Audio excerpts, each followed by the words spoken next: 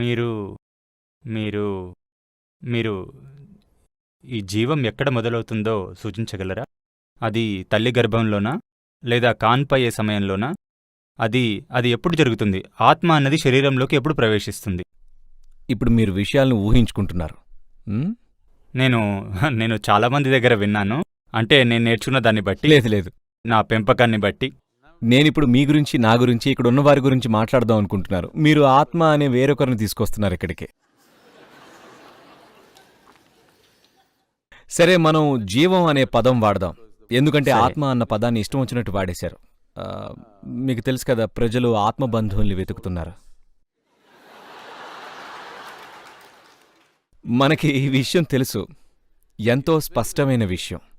అదేంటంటే మీ శరీరానికి సహచర్యం కావాలి, మీ మనసుకి సహచర్యం కావాల్సి రావచ్చు.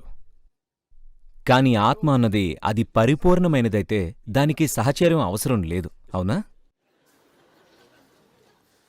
కానీ ఎన్నో విషయాలు జరుగుతున్నాయి. సరే, మనం దీన్ని జీవం అందాం, సరేనా? ఎందుకంటే ఈ పదం అంతగా కలుషితం కాలేదు కాబట్టి. సరే, మీకు ఇంకా వివరంగా చెప్పాలి అంటే జీవం శరీరంతో ఊరికే అలా జతపడదు, అది ఒక ప్రక్రియగా జరుగుతుంది.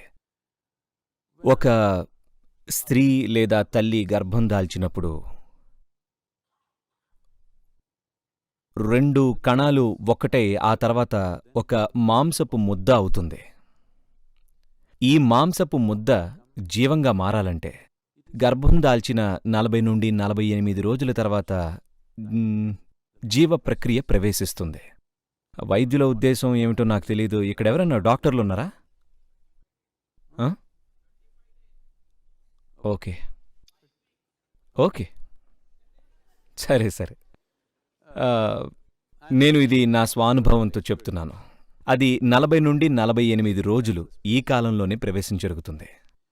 కొన్ని జీవాలు మరికొంత ఆలస్యంగా ప్రవేశిస్తాయి. ఇది ఒక స్త్రీ గాని లేదా ఒక తల్లి గాని అనుభూతి చెందగలదు. మనం ఆమెకు కొద్దిగా శిక్షణ ఇస్తే, ఒకవేళ తను కనుక 48 రోజుల తర్వాత జీవం ప్రవేశించినట్లుగా అనుభూతి చెందినట్లయితే అప్పుడు ఆవిడ ఒక అసమానమైన వ్యక్తికి జన్మనిస్తుందని అర్థం. ఎందుకంటే ఇలాంటి జీవం స్థిరపడ్డానికి కొంత సమయం తీసుకుంటుంది.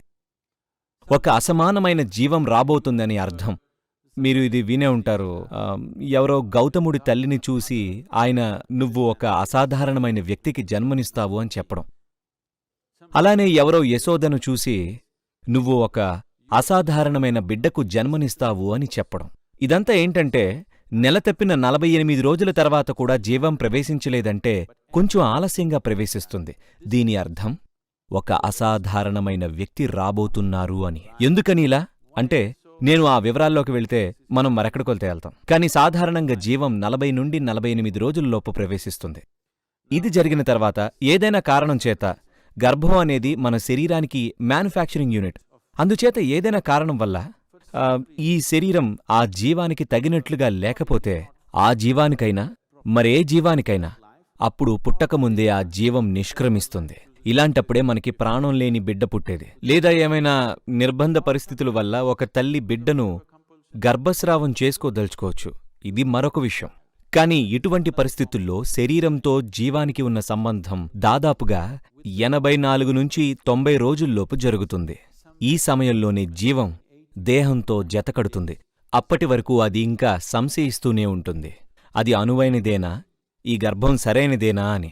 ఇది స్పృహతో జరిగేది కాదు, ఇది అచేతనంగా ధోరణుల పరంగా జరిగేది. ఆ ధోరణిలో సరిపడుతుందో లేదో అని చూస్తుంది. దీనికి సరైన పదం ఏంటంటే సాంప్రదాయపరంగా మనం దీన్ని వాసనలు అంటాం. మీ వాసనల ఆధారంగా మీకు అనువైన దేహం కోసం మీరు వెతుకుతూ ఉంటారు. అది ఈ శరీరంతో పాక్షికంగా కూడుకున్నప్పటికీ 90 రోజుల్లోపు నిష్క్రమించవచ్చు. 84 నుంచి 90 రోజుల్లోపు శరీరంతో సరిగ్గా జతకడుతుంది. అప్పటి నుండి ఇది ఒక పూర్తిస్థాయి బిడ్డ. ఆ తర్వాత అది సరైన జీవం అవుతుంది. For more videos like this, subscribe Big TV channel.